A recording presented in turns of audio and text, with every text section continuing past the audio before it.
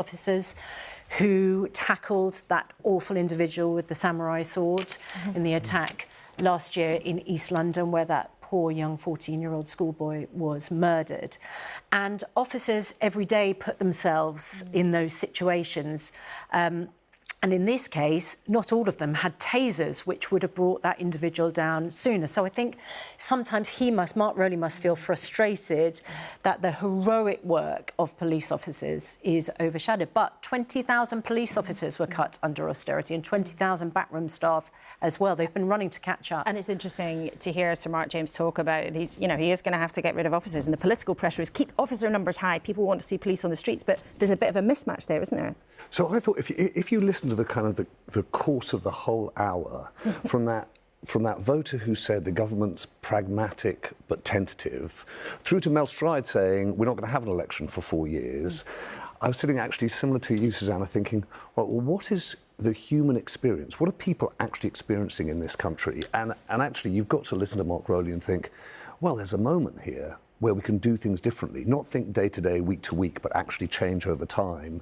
And actually, I think for us too, Laura, in journalism, one of the reasons why I think journalism is changing too is we're trying to get a sense of how people are experiencing things. The reason the Observer this week doesn't mark the year anniversary, but does this investigation into where the truth lies when it comes to this book, The Salt Path, or my colleague John Simpson, who's reported on what it's like being a witness in a rape trial and how many witnesses are falling out, is because I think that's really the job we have to do, is try and give people a sense of where change is coming and where it's failing to happen. And Daniel, for you as a closing thought, where do you think the next 12 months might take us all?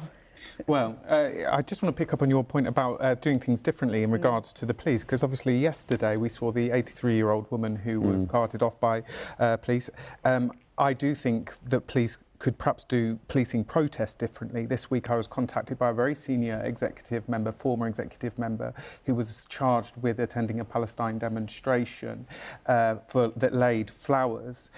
We've seen a real clampdown on protest with the conspiracy to commit public nuisance. Arrests increasing tenfold, with only 3% leading to a prosecution. So I do really think that we should do things differently, because I'm very concerned about the clampdown on free speech and free expression. That's another really interesting area that we haven't got time to go into in detail today, but it's been great having the three of you. I feel like we've covered a lot of ground, and really interesting to have your views as ever. Thank you for your time, and thank you for getting